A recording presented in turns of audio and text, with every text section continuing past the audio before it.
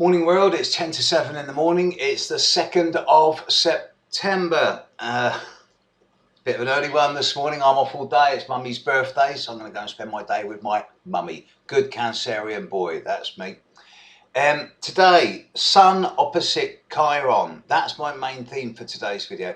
See, I've done videos on Chiron before, and I'm not going to go into the wounded healer or the wounded hero stuff too much. But I want to look particularly at the Sun opposition to Chiron.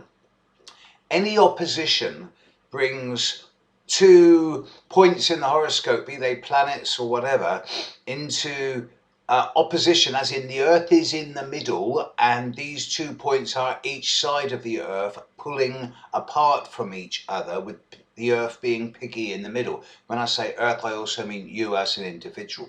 So when the Sun is opposite Chiron, which, yes, there are issues around wounding, healing, etc., etc. Also, the more shamanistic attitude towards life, whether that is shamanistic as in going out into the desert or the jungle or the tundra and digging your own cave and sweating down there and doing it in a more ethnic way, or whether it is in a form of urban shamanism, as in just walking your talk and living life as clean as you can.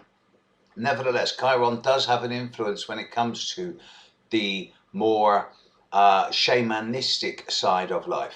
So when the Sun is opposite Chiron, then I'm going to see issues around abandonment, particularly related to the opposition.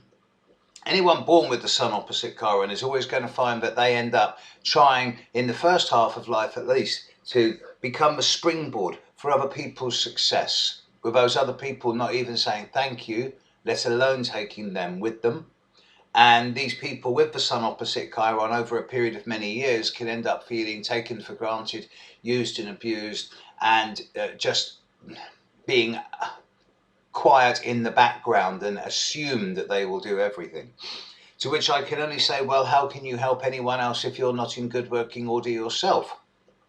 Putting yourself first is not selfishness, it is self-enlightened interest. So I see you as someone, or rather I see this aspect as someone, as something that's always going to constantly bring issues around self-worth versus the needs of others into the question. With the Sun opposite Chiron, there can always be the aspect of the martyr and the victim here. I'll do this, I'll do that, don't worry, I'll look after you, I'll do this. And then after many weeks or months, but no one's even saying thanks, I'm just feeling taken for granted. In many ways, it brings up the worst side of the Pisces-Virgo opposition. Not just because the Sun's in Virgo and Chiron's in Pisces, but because it also brings up stuff around shame, guilt, duty, and obligation.